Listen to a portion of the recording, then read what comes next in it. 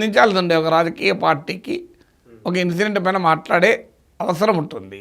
మరీ ముఖ్యంగా మీకు జగన్మోహన్ రెడ్డి ఈ సినిమా టికెట్ల మీద ధరల మీద చర్చ జరిగినప్పుడు పవన్ కళ్యాణ్ వైసీపీని తీవ్రంగా విమర్శించారు. బెనిఫిట్స్ ఎట్లా రద్దు చేస్తారు, సినిమా టికెట్ల ధరలు ఎందుకు పెంచుకోనివ్వరు, మీకు సినిమా అంటే ఏమనుకుంటున్నారు అన్నాడు. మళ్ళీ ఇప్పుడు రేవంత్ రెడ్డి అదే నిర్ణయం ప్రకటిస్తే మాట్లాడతలేరు. ఇప్పుడు జగన్మోహన్ రెడ్డి మాట్లాడినప్పుడు రేవంత్ రెడ్డి విషయంలో కూడా మాట్లాడాలి కదా. భాషలో తేడా ఉండొచ్చు. ప్రత్యర్థి మీద విమర్శించినప్పుడు ఒక భాష ఉంటుంది, మిత్రపక్షాన్ని విమర్శించినప్పుడు ఇంకో భాష ఉంటుంది. అటు మిత్రుడు ఇటు శత్రువు కాని పార్టీ ప్రభుత్వాన్ని విమర్శించినప్పుడు ఇంకో రకంగా ఉంటుంది. కానీ మౌనం ఎలా ఉంటుంది?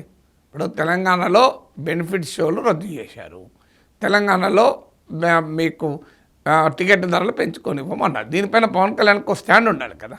ఎందుకంటే తెలంగాణలో కూడా జనసేన పార్టీ ఉంది.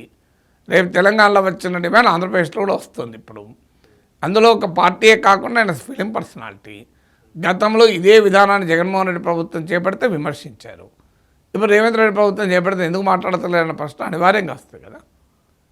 అందువల్ల లేదు మీకు ఏ అభిప్రాయం లేదనుకో, మాకు ఏ అభిప్రాయం లేదని కూడా చెప్పచ్చు.